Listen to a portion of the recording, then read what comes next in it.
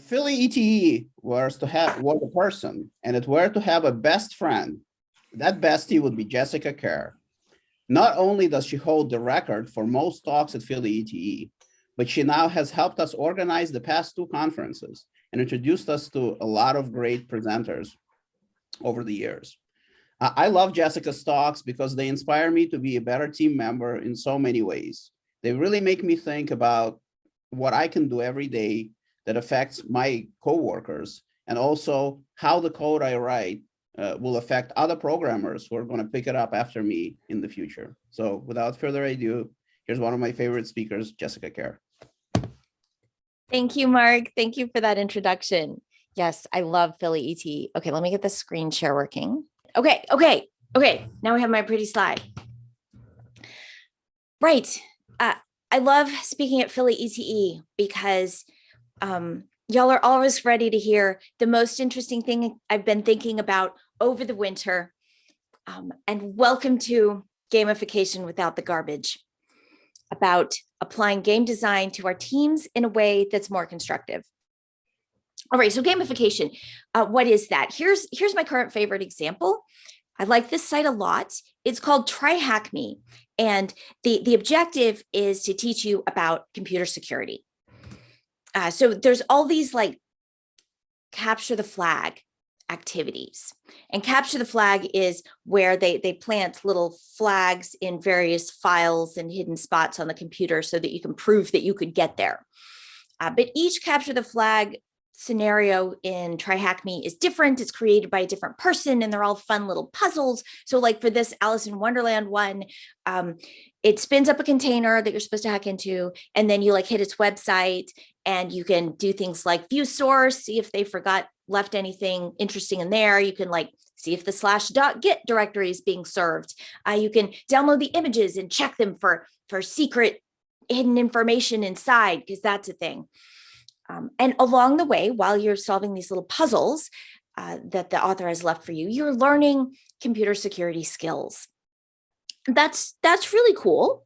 That's a fun game. And then to make it even more game-like, they have like tracking your progress, both through the individual scenario and also across the whole website compared to everyone else. You can compete because competition is motivating. Okay, I observed that competition motivates some people. That seems to be an American thing. All right, sure. This is, in my opinion, a really positive example of gamification, of let's take something that can be a drudgery, learning about all the different vulnerabilities that are possible, and make it fun and safe. Gamification usually involves letting people see their score and compete with each other. So Fitbit, for instance, gamifies health. Now, it doesn't gamify health, but it does kind of gamify walking. And then it gives you all these graphs, and you can see your steps go up and to the right, and you can reach your little goal for the day. All right, that's satisfying, I guess. And it works really well for some people. On the other hand, if you try to like do this at work, then you get this Dilbert. The boss is like, for every bug you fix, I'll give you a bonus. And the developers are like, yay, because of course they don't just fix bugs, they also introduce them. And so they have a lot of power over their score in this game. And it's not the power that pointy-haired boss wanted them to have. So seeing your score is dangerous that way, because it narrows your vision. It gives you something to focus on that isn't necessarily in line with your overall purpose. You try to make it, but the pointy-haired boss thought it was, but it isn't. In software development, this is dangerous to have a single score that narrows our vision, because while we do have a goal at any given time, for instance, deliver this set of features by this deadline, that's not our overarching purpose. Our ongoing purpose as a software team is to provide valued capabilities to the business or to the customers of the business, depending on what layer we're on, But we need to provide capabilities. We use software to do that. Delivering features is part of that, but so is keeping the software up, keeping it secure, keeping it fast enough, keeping the user experience good. There's a lot of emergent system properties to a software system that's really providing a capability to the business. And our goals that we take on are just pieces of that. So if we narrow too much on delivering features, then we won't handle enough errors and we'll push insecure code and the performance will go to crap and it'll go down and then you won't have the anyway. Sometimes narrowing our vision defeats our larger purpose. And the competition is an even bigger problem, I think, because if we try to set up our software teams to compete against each other, I mean, maybe it's just a bug bash that works once. You can count bugs once. Don't do it regularly.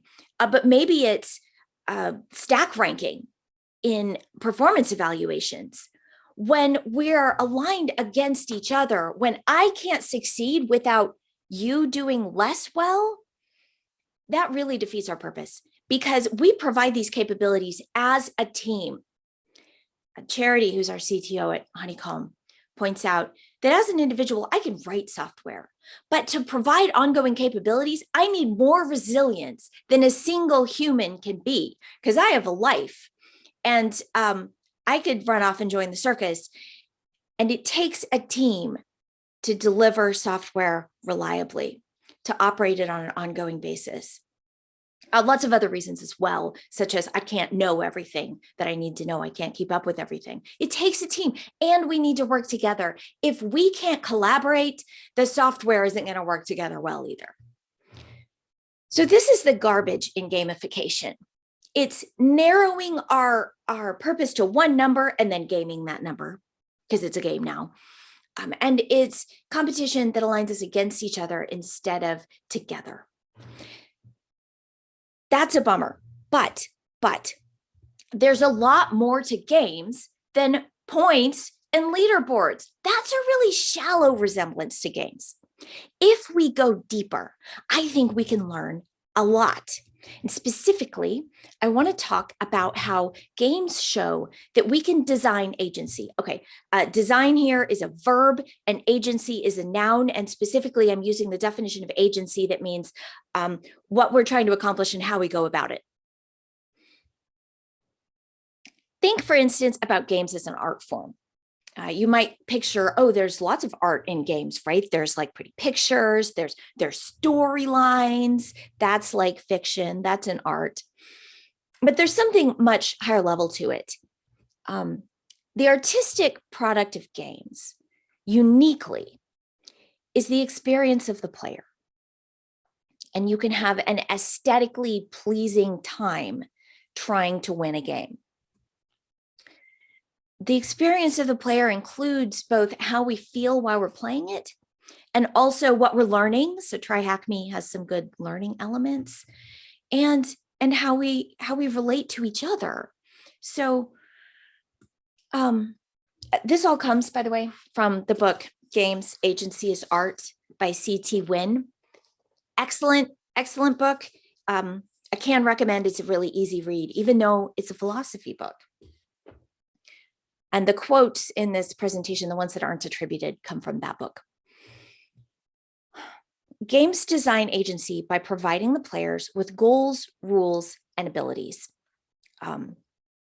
So, for instance, in football, your goal is American football. Your goal is to like get the ball through the sticks or get it into the end zone, but you don't do that directly. You don't just grab the whole bag of footballs and walk them into the end zone. That's not helpful.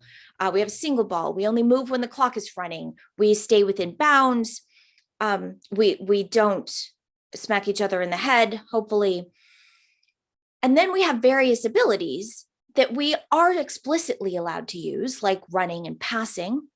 But also there's abilities that have emerged from the community, plays like the sweep and the quarterback sneak. And then in football or basketball, you get a feeling of playing that is very intense. Your focus is entirely within those bounds. It's on the balls and the team and the other players. And that's like really absorbing. You get into a flow state. That's fun. And then also you're getting more stronger or fit or higher energy or something. And at the same time, we're growing closer to our teammates through that shared experience and mutual contribution. Well, here's the thing. When I look at games as designing agency, I immediately leap to what we do with our software teams, because we do the same thing with goals, rules, and abilities. If our particular goal at the moment is a feature delivery, we still don't aim directly toward it because we care about the ongoing properties of the system and being able to do this sustainably. So we put obstacles in, like code review and our automated tests. In football, it's a foul if you conk somebody in the head. In software development, it's a foul if like you break the build on the main branch. So we have obstacles to prevent this. And meetings to produce alignment that totally, we're not spending all our time coding. We're actually trying to code in particular manners that will be sustainable and good. So we put obstacles in our way for properties of the code long-term, but also for our experience. So we have various abilities, we have tools like source control and observability and the linter. Now I would actually argue that the linter is an obstacle more than a tool, but it can go either way. It's fine. The point is that when we design our process and how we work together as a team, we are designing our own agency. We set up our goals, rules, and abilities, and these determine our experience of work. So how can we make our experience, the way we learn stuff, the way we relate to each other, more like a really good game? This is a deep way of using game design and applying it to our work. For instance, that feeling of flow that we get in a game is really enjoyable. And sometimes we achieve this in programming. How can we get it more? Well, if you look at games, one way that they achieve flow, this really satisfying feeling, is by matching our abilities with our goals. So there's a lot more control in video games, especially over what abilities you have. And the game designer gets to set the goal arbitrarily. So for instance, in Super Mario Brothers, we're given the ability to run and jump, and a world full of chasms to jump over and monsters to jump upon. It's really satisfying and fun. And then as our abilities increase, as we get better at running and jumping, then the chasms get wider and the platforms are like moving around. Go on. Go. There it goes. So how do we do this in our teams? One way we already try to do this is like, maybe this is a Scrum team, and at the beginning of the sprints, they commit to a certain number of tickets, certain pile of tickets that they think they can accomplish in this 2 or 3 or 4 weeks, whatever it is. This is an example of trying to match your goals to your abilities because you want it to be challenging, but also realistic. And this sounds fine until I pick up, I'm a dev and I pick up one of these tickets and I'm like, oh, okay, add this new field to the output of our API. Great, I can do that. And I'm looking at it and I'm like, okay, I need to find out what a PKVTID is. Is it in our database already, or do I need to retrieve it from somewhere else? Okay, well, I'm lacking that knowledge, but I do have the ability to get it because I know somebody. Maybe there's a business expert who works with our team. So I call them and they're like, oh yeah, the PKVTID, what did I call it? You don't have that yet. We'll need to get it from this other service over here. Okay, I can write that code. And I go to try to connect to that service and I find their documentation and I need an authorization ID to connect it all. Where do I even get that? This is how it really goes. Do I have the ability that I need to reach the goal of closing this ticket today? Very often not. So if we want to design for flow, what we can do is, come on, do it. There it is. Give people all the abilities that we need, that they need in order to reach the goals we ask them to adopt. And this doesn't mean it's physically possible. Yeah, it's physically possible for me to write that code, but do I have the information I need? Do I have the authorization? Do I have permission? Do I have the relationships that I need to get this software working smoothly? So this means if you have a platform team that provides like infrastructure stuff, that's useful because then I don't have to have a deep understanding of Kubernetes as like a value stream service team. But if I can go to a website and it's self-service and I can click through and I can fill out a form and get an environment for my container, awesome. That is an ability you have given me. Thank you. If I have to fill out a form and then wait and hope someone does it and gets in touch with me, well, okay, now it's like I'm Mario and I've activated the moving platform and it's moving and it's, oh, where did it go? I can't even see it anymore.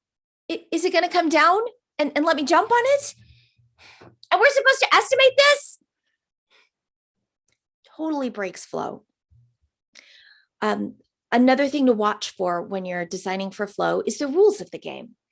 Rules are usually take the form of obstacles, and the idea is to direct the flow. Like this is supposed to be a penalty flag marker, which in football would be like, stop the game. You just hit that person in the head. And we do that to improve the experience of the game. Football is a very evolved game. And the experience long-term turns out to be better if we have fewer concussions. So they put this obstacle in the way, but it does slow down the game.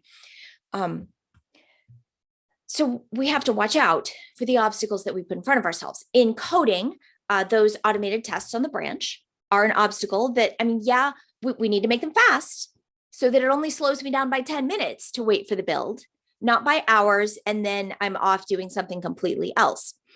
Another major obstacle that we put in front of ourselves is blocking pull request review, because that causes a total context switch. And then I have to come back the next day and see if my pull request has been reviewed. And then I maybe have to make some connections or more likely argue about whether I really needed a test here because just let it in, people. And there are alternatives for that. Instead of obstacles, can we give people abilities? For instance, pair programming is live in context code review. And it's so much better. So instead of, oh, consider writing a test for that. Oh, okay. No, not like that. That's the old test framework. You have to use the new test framework that you've never heard of. In a pair, it's like, hey, let's write a test. Oh, great. How do I do that? Let me show you. Oh, this is the old testing framework. Let me show you how we upgrade that. You get like the flow of knowledge, your abilities are increasing, and you're not blocked. You can promptly merge to production together, watch it deploy, see customers getting it. And it's beautiful. So while code review is the best way we found to work together asynchronously across continents, when it might be days before the open source maintainer has time to look at your suggested change, when we work together, we can consider actually working together, like synchronously. It improves flow. And it improves our experience of work. At least you don't have to pair all the time, but it helps a lot. And it also helps with who we become, because we can design our processes and our rules for increased learning. TryHackMe does this by including write-ups. It's really easy to find. I'm like, oh, I'm stuck on this Wonderland puzzle. I don't know what to do next. I can't find any way into the box. Then you can go to the write-ups, and dozens of other people have shown you how they figured it out. So you learn about new tools, you learn what to look for, which is really valuable. And we can do that with pairing or even better ensemble programming. This is like maximum learning mode and also maximum flow. It's where you get the whole team, everyone who has a piece of knowledge that's relevant to the problem. There's one screen. There are rules for this, at least for starting out. The person typing, for instance, is not allowed to make decisions. That they have to receive decisions from the rest of the group, ensuring that all decisions are voiced. Again, maximizing learning and also clarity of thought. TDD is another way that we design for learning. TDD is totally a game. You get this, like, you get a bunch of green tests and then you do your refactor. And at that point, you're focused on making the code clean and easy to change later. And you see the test say green and it's really satisfying, or you see this say red and, ooh, back up, do something else. Quick learning. And then you play the make a red test game where you're thinking about the requirement. And then you play the make the test pass game. And then you go back to make the code clean game. Good for both flow and learning. At a wider scope, we get feedback on whether our changes are working from observability. So this is a distributed trace. And if I've changed the behavior of this particular unit of work, I can go look and see if I've made it slower, and I can confirm that it's working in production and for whom it's working in production, which is really satisfying. This is a very, it's a way to see that I've succeeded that is not narrow, because I can really see who is using the features that I've implemented. Okay, so that's design for learning is another way that we can learn from games. And finally, the really important one of how we relate to each other, because the game designer has a lot of control over how the players interact. They set the purpose of the social interactions. So when we set the purpose of the social interactions, we can determine how our teams develop amongst themselves. Strong example, League of Legends. My husband plays League of Legends, and you form teams of 5 to fight with other teams of 5 players, and each person on the team, not so much in this mode, but each person on the team has a job.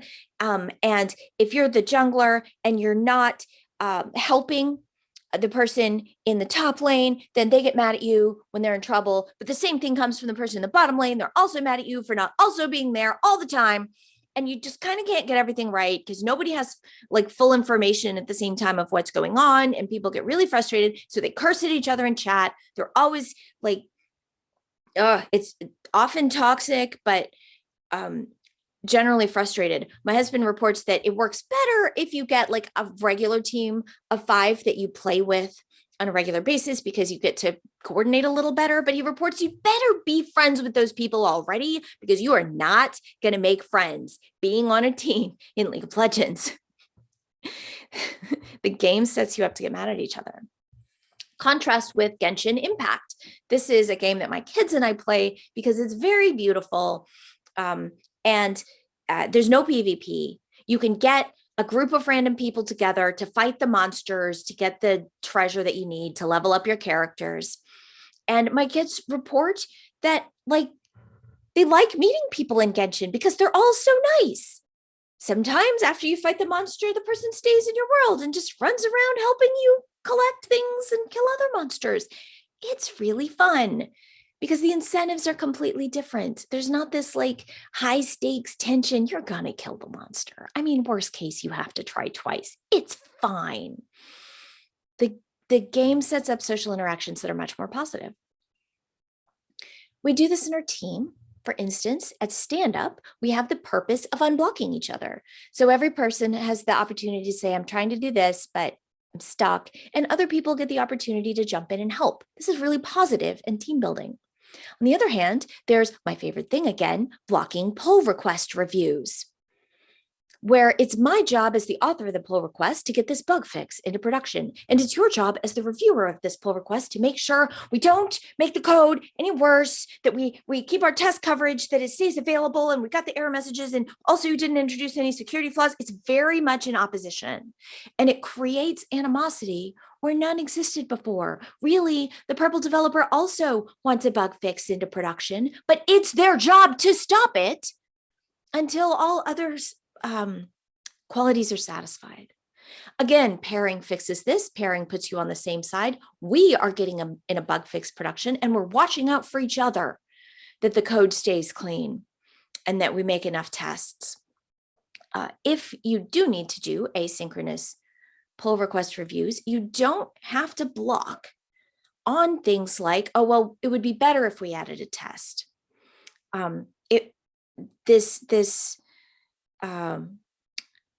This variable could use a better name. I was a little confused by this. Let's fix it after your bug fix is in production.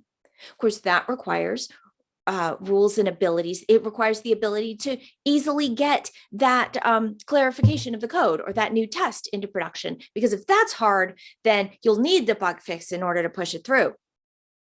So there's a lot we can do in our teams that we call culture, but in the end, the process determines the culture, determines the process, and we can consciously change the way we interact with each other by changing the way we set those interactions up with our rules and abilities. So that's how I think game design can be really great. It lets us determine our experience and future consciously by shifting our own system, by choosing our own goals and how we go about it, designing agency. And once we've got that analogy set up, then we can go harvest other principles of game design and use them in our teams. Here's one of my favorites, engine building mechanics. This is where you spend your early turns gaining abilities and your later turns using them to get victory points and win. So in Wingspan, this is a board game, you start out, you can play a bird, you can get a food, you can lay 2 eggs, or you can get a new bird card. So you spend most of the time playing birds because birds give you new abilities. They build your engine. And by the last round of the game, you could get 3 foods or lay 3 eggs or get 2 bird cards. And you can also use various other abilities that the birds give you, like eating other birds for points. And then in the last couple turns, you just lay eggs because that gives you the most victory points. This principle of making your own work easier as you go along can really help in programming. For instance, yak shaving. This is setting up your IDE. It's writing little scripts to make your own work smoother. Generally, we work in computers and we work on computers, so we can do a lot to develop our own environment that we work in and make our job easier as we go. This is stuff like adding error handling too, and good error messages that help our future selves. DevOps and the principle of service ownership works to promote engine building, because when you both change the code and operate the software, so you're responding to problems in production, you're supporting customers at some level, and you're listening to the complaints of the production software because it's you it's talking to, then we get this feedback, and then we can take action. We can add more observability to make problems easier to diagnose. We'll handle those errors in the software instead of waking ourselves up. We can gradually make our software easier to operate. And when we do that, when our software is easy to work with in production, then we can spend more time adding new capabilities. So when our purpose is to provide capabilities to our customers, then it really helps to be responding to feedback from the production software, to have all of that within the same team so that we can make it easier, so that we can build our engine. And the idea is to make our job easier as we go along so that we can do more and more. And this takes a lot of effort because the natural direction of software is to become harder and harder to change until it's completely ossified and you can't do anything safely. That's the opposite of engine building. That would be like laying eggs all the time at the beginning of Wingspan, and it just wouldn't get you anywhere. Another principle of games, a known difficulty in games is the runaway leader problem. Monopoly is the classic example of this. Someone gets lucky, lands on the right properties, buys them, starts collecting rent from those properties. This gives them money to buy more properties and buy hotels and houses and raise the rent. And pretty much some of the players are just running around the board waiting to go bankrupt so this can be over already. This totally happens in software too. So the runaway leader problem happens a lot when one person knows the most about the software, maybe because they wrote it originally. And they know so much that all the important changes go through them. And they're the ones changing the software. They're the ones in the meetings that lead to understanding what the direction is and how it works. So this is purple developer here has a really strong mental model of the software. And then when blue and green come in to join the team, they don't. I mean, they have a vague idea of what it does, but they don't have a model of the internals or why everything is. So when they make changes, it takes them a long time. They get it wrong. Purple developers like, oh, why are you even working in that code? That doesn't execute in production. Blue and green are like, how would we know that? And meanwhile, purple is making changes in the code. Blue and green will never catch up. This is a runaway leader problem. In software, the secret is to recognize that purple has this incredibly valuable mental model. And that's the most important knowledge that they have. That's their biggest value to the team, and have them share that. So stop changing the code except through the hands of blue and green. Again, pairing and ensemble programming for transfer of information for maximum learning. And then as blue is changing what purple suggested they change, like, oh, how did you know to look here? Oh, should we, this test is failing. Oh, how can we fix this test? And purple's like, we don't even need that test anymore. Just delete it. Right. And that way, the knowledge gets spread. The runaway leader problem is mitigated. In games, there's a bunch of ways that they mitigate this problem. In Monopoly, I mean, we put free parking in the middle and we hope randomly to get lucky. It's not very good. And Dominion is a much better example. In Dominion, they explicitly avoid the runaway leader problem by every time you pick up victory points, you've just made your abilities weaker for the rest of the game. So we can do that on our teams too, by deliberately watching for the people who are like Brent in the Phoenix Project, the people everybody goes to for the most knowledge, and asking them to focus on sharing that knowledge instead of using it to change the code. Another known problem in games, this one's in cooperative games. The quarterback problem is when you've got a strategy game like Pandemic, where every player has different bonus abilities, but one person, or there's clear information. So the optimal thing to do is have the person who's playing, who's the best strategist, suggest moves to everyone else. And that kind of ruins the mutual contribution co-op element that you were aiming for. So the best strategy to win is not the best strategy for our purpose in playing, which was to cooperate. Gloomhaven solves this by having every player have very different abilities and a very different context, and one person can't make all those decisions. Each person has to. We do overall coordination. Hey, I'm going to whack all these monsters really fast. Okay, I'll be slower and pick up the pieces. But individuals have to do it. We can do this in our software teams quite deliberately, for instance, by recognizing that there's always more knowledge needed than one person can possibly know. So maybe the green developer here is the security champion. And while we all have shared knowledge about the software, green also keeps up with the latest vulnerabilities and how they affect us. Maybe blue is the language guru and is going to tell us when it's time to upgrade TypeScript and why we should do that. Purple has the most history in the company, and yellow has buddies on the platform team. We can specialize a little bit while sharing the common knowledge of what our code does and how. That mitigates this problem of one person being the architect who makes all decisions. That works okay in a tightly scoped open source library for one person to have a vision. But when we're writing software for a company, it's a whole ecosystem. We need distributed decision making. So this becomes important to consciously distribute the knowledge. Fourth principle of games. This is another known problem, the quantified creativity problem. In Minecraft, you play the game to build stuff. It's super creative and you can build all kinds of things. This is something my kid and their friends made. But technically in Minecraft, you could also like find some ruin and go through a portal to get to the end and kill the Ender dragon. And then once you do that, you go back and build stuff.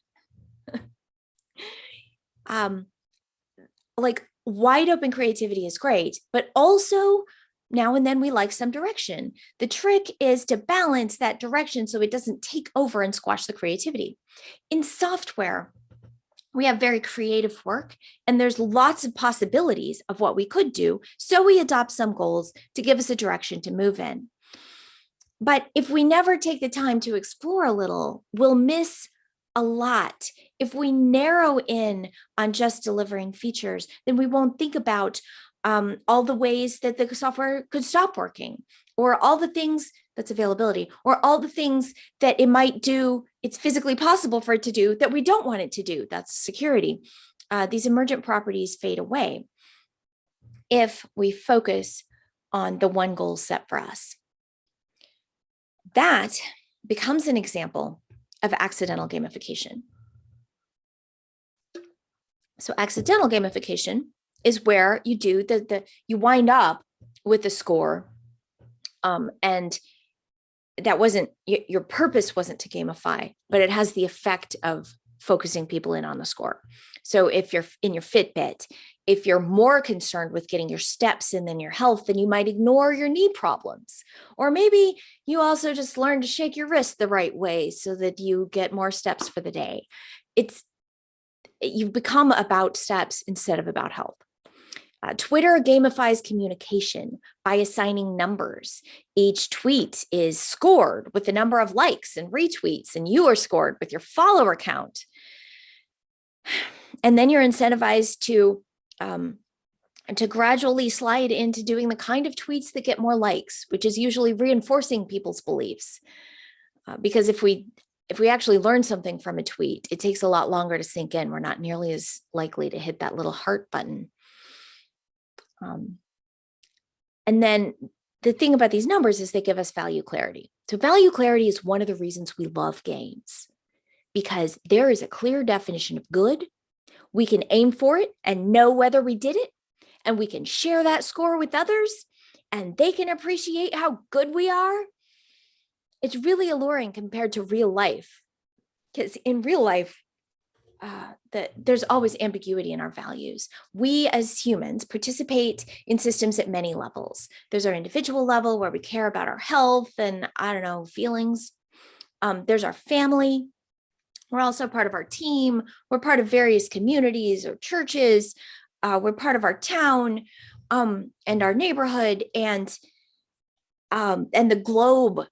And often these are in conflict with each other. So do I spend my time on this team goal at work, or with my kids, or with my friends? Do I go to the symphony and get my own personal music satisfaction? There's always conflicts, even when they're fun ones. Whereas in games, it's very clear, and that value clarity is super alluring. Fitbit gives you value clarity. Am I getting healthier? I've got more steps, must be. And the danger of that is value capture. And that's where we use the number of steps to approximate the good of health. But we come to think of that number as the good. So this happens when making money is good. But when it becomes about making money is good because it gives us more options in our life to do things. We can get a bigger house and have more kids or something. But when it becomes about the money, then we've been captured. and it's not making us happy anymore. It's just a number that we're trying to move up and to the right. That's the danger of accidental gamification. And we do this at work all the time. We try to set objective measures. We try to make our interviews fair and rigorous by making them really uniform, right? But then it becomes about that interview, and that's its own game. And your worth is determined by whether you can play the interview game well. Or your worth is determined by whether you met your key performance indicators for the month. Ooh, right now at work, we're talking a lot about OKRs. And well, it's better than a key performance indicator, which is just a number. At least an OKR is two things. It's an objective and some key results. The objective is like the overall purpose, and the key results usually contain numbers to make it clear how we will know we have gotten closer to our purpose over the quarter, for instance. Slightly fictionalized, but not much. At Honeycomb, we have an objective of, getting more users to use Honeycomb. And on the marketing team, that's broken down into some key results. For instance, our events coordinator is asked to get more people to sign up. There's some number attached to that. Can you meet it this quarter? Just try. And we don't tell people that these key results are essential to make, but they feel it anyway. So Rick is trying to get more signups at a conference, and he's like, well, if people want a t-shirt and I make them sign up in order to get one, then I'll get more signups. True. But are those the signups we want? Maybe. Meanwhile, the sales development reps, their key result is that they contact every person who signs up for Honeycomb within an hour, because that's a very high intent lead. It's a promising prospect. Let's see if they need any help. Oh, they just wanted a t-shirt. The key result of getting more signups has overridden the objective of getting more people to use Honeycomb. Different example, much more positive. On our product engineering teams, one of the goals for last quarter, one of the objectives was to improve the experience for large customers. Now that's super vague. There's lots of ways we could do this. And so they picked some. Well, the activity history is slow. Let's see if we can speed that up, get it to load within 2 seconds at the P95. And there's a graph attached to that key result, a Honeycomb graph, and they can see how far are we? What's the P95 of activity history? Maybe it starts at 4 seconds. Maybe we've done a couple of things and now it's down to 3 by a month in. We can track our progress, and that's useful. Similarly, with reducing AWS costs, we're always working on that. So we've narrowed the specific category of costs that we're trying to reduce. A lot of the key results here are about all the other things we could do to improve for large customers, but we're not doing that this quarter. This quarter, we're working on this. And it's useful for that. Also, because if halfway through the month, the team is like, okay, we got activity history down to 3 seconds, but getting it any further is going to be really hard. And also, it'll be easier after the backend makes this change. Let's stop working on that for this quarter. They have that power. They're not worried about getting evaluated on their performance reviews for the key results, because it's the objective that's more important. And if this key result is no longer pointing us toward the objective, then we'll stop doing it. So tricks with OKRs, have multiple key results. A few numbers is better than one. Time box them. This is what we're working on this quarter. So we recognize this is not our purpose in life, and prioritize the objective. So if something that you're doing to aim for your key results to get more signups is not meeting the objective of getting Honeycomb users, then don't do it. That quantity of signups is information about interest in Honeycomb until we turn it, we corrupt it with information about getting t-shirts. Now, that's so right. Timebox the OKRs and prioritize the objective, which is tricky because our natural inclination is to prioritize the number. The number has value clarity.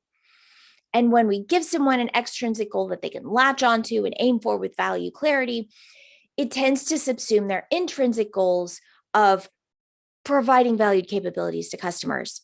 That one that we've adopted as part of our job. It's a wider purpose.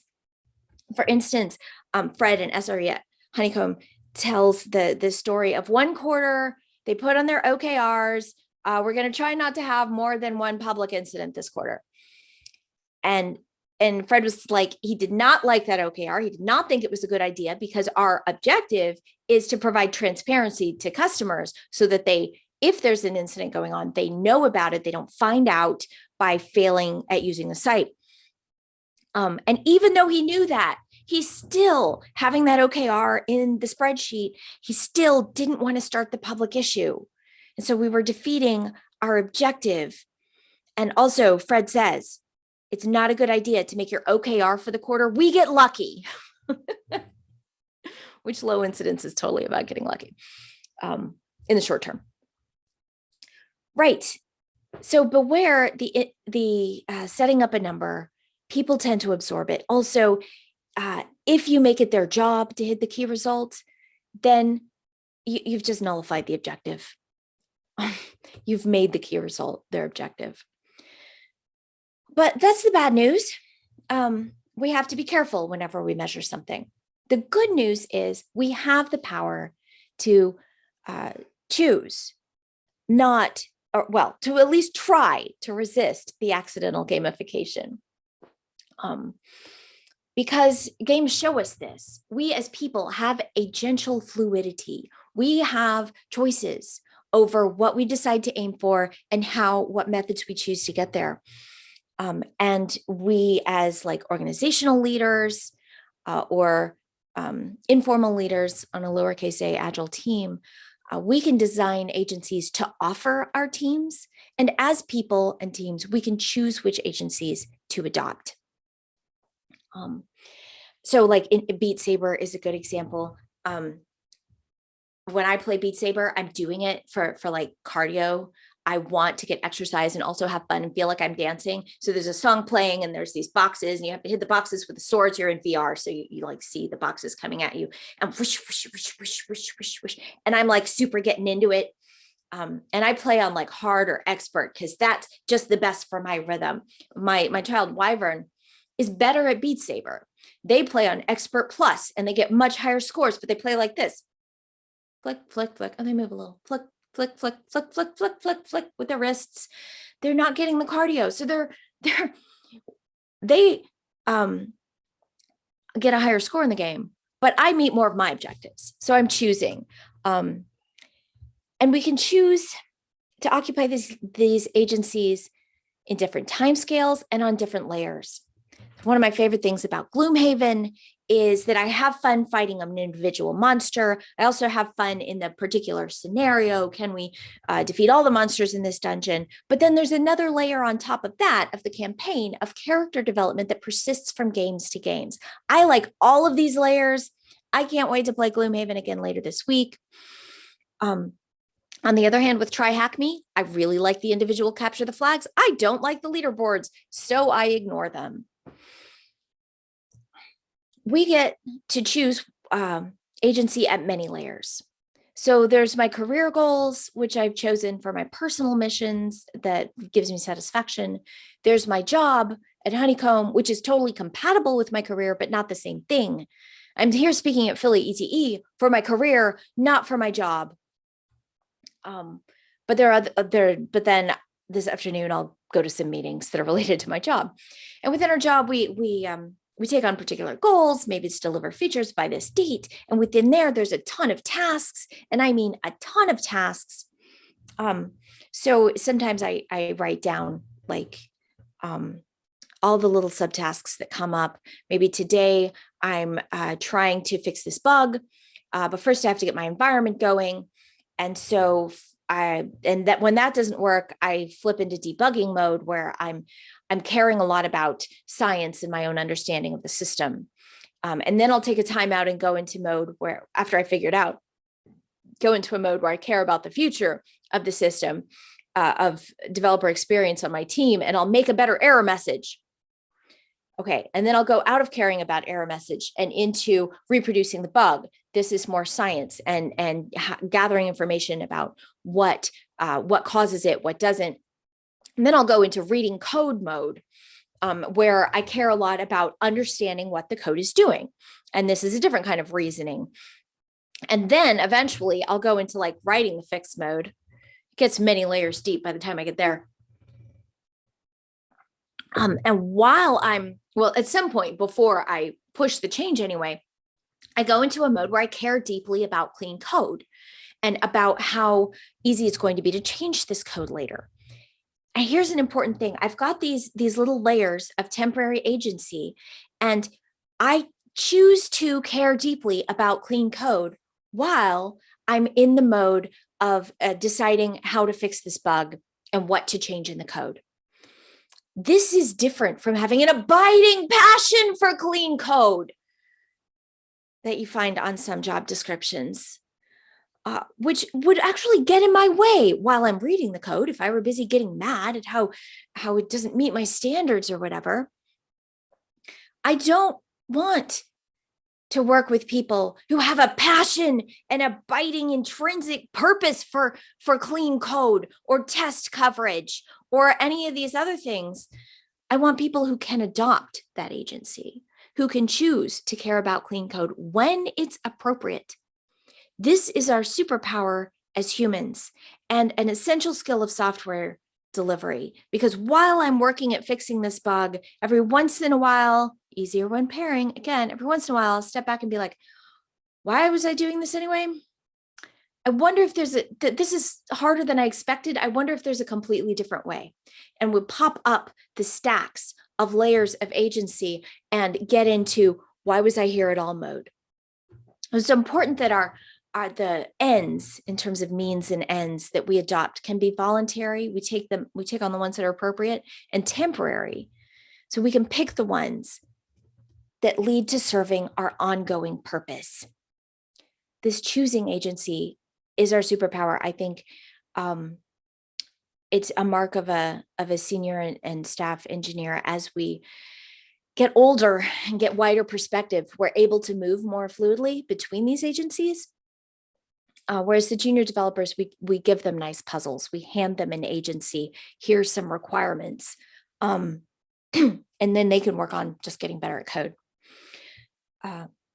So yeah, think about this at many levels and try not to get hung up on the value clarity. Value clarity is one of the things that make games fun.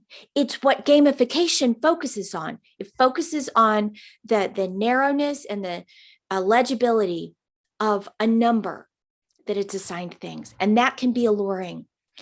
Keep the scope small on those. Keep it to, have I fixed this bug today? And in the larger sense, focus on the other elements of games that matter, the ones that have positive long-term effects. What is our experience? And what are we learning? And are we getting to be better friends? And if you look at your work experience and you're like, I'm not having fun, I don't know enough, I struggle to get people to review my code reviews, working harder will not fix it. Working harder in a spiral like that, where our job is getting harder and harder as we go, is only going to make it worse. We've got to step back, review our rules, abilities, our goals, and our larger purpose, and see if we can bring them into better alignment as a team together.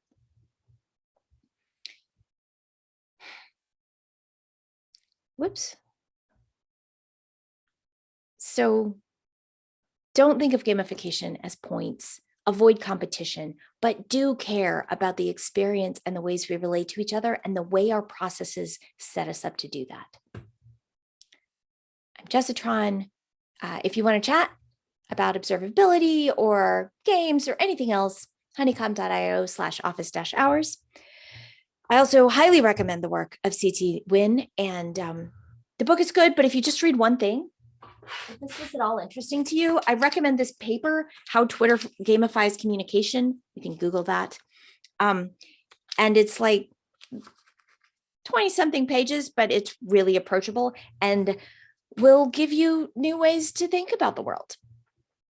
The end.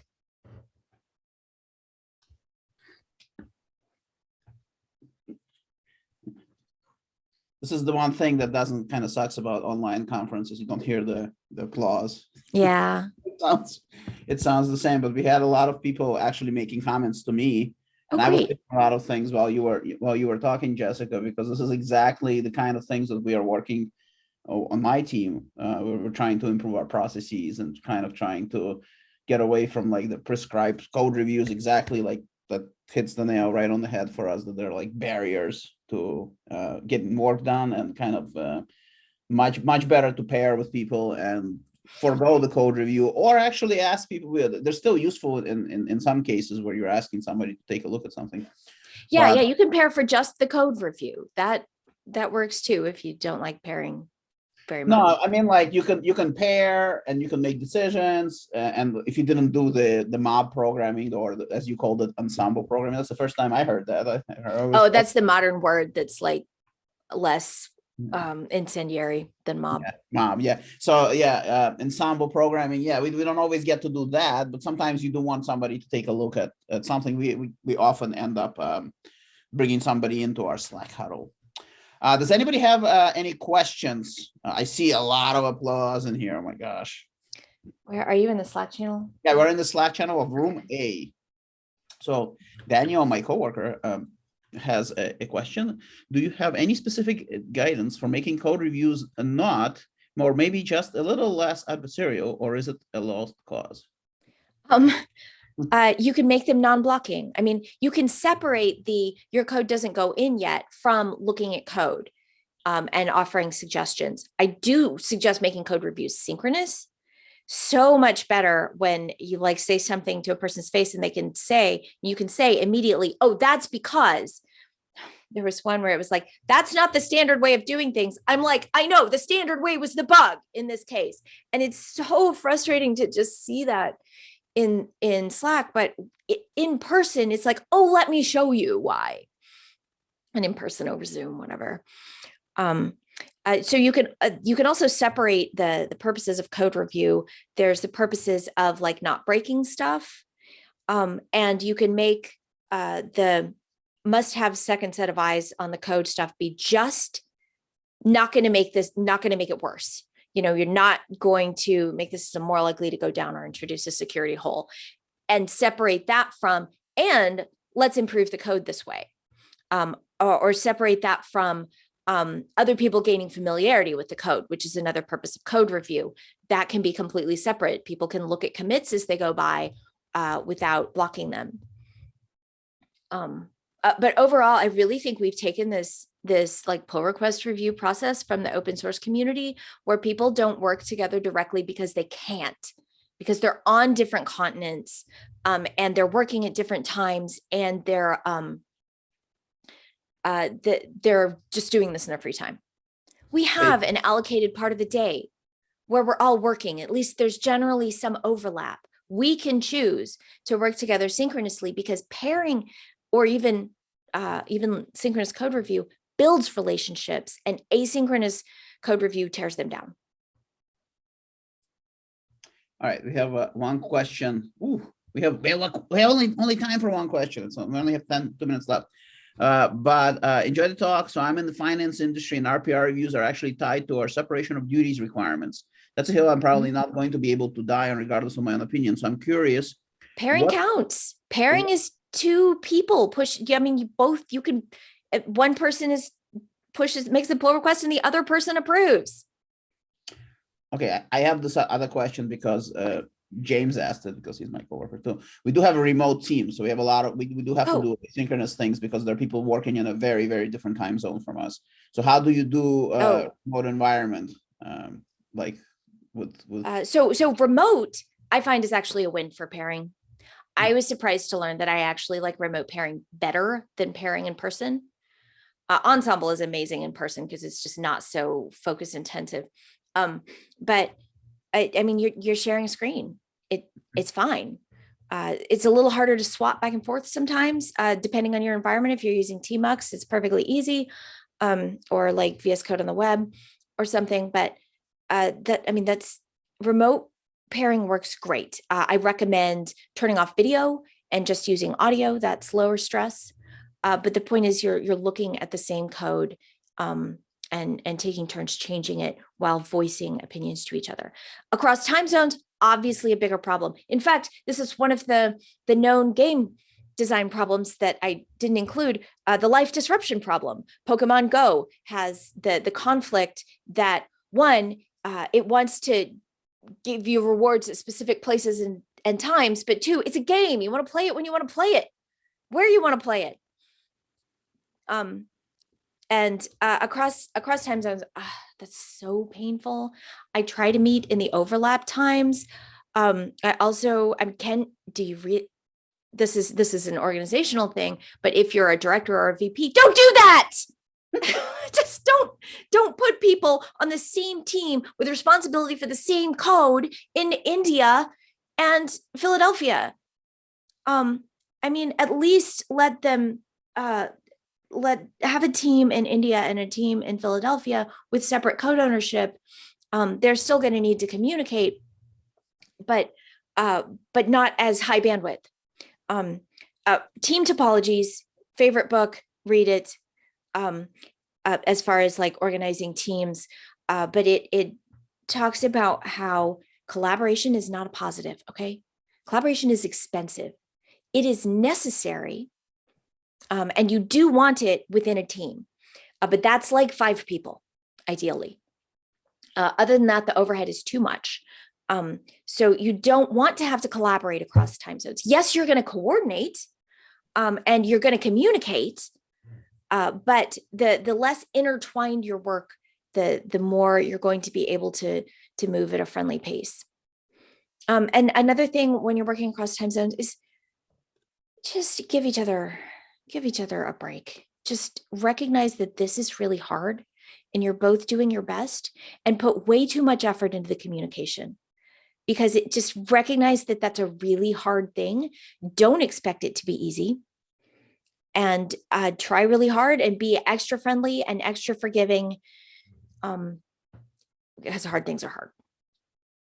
All right. Well, unfortunately, this is all the time we have on the Zoom. There's still the room. Thank you, Jessica, so much for speaking once again. Hopefully it will be in person. All right. Yeah, next year. Yes. Thank you, Mark. Thank you, everyone.